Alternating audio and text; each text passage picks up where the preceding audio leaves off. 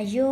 ఈమేంటి బాబుని ఏడిపించి మరి ఏదో తాపిస్తుంది అనేసి అనుకుంటుర్రా? అది ఏం లేదండి. అంతకంటే ముందు hi friends, welcome back to my channel Anitha సరదా వ్లాగ్స్ అండి. సో ఇవాళ మినీ వ్లాగ్ వచ్చేసి ఏంటి అంటే, అందరూ ఇప్పుడు వర్షాకాలం వల్ల జలుబు దగ్గు అన్నీ విపరీతంగా అయిపోయాయి కదా.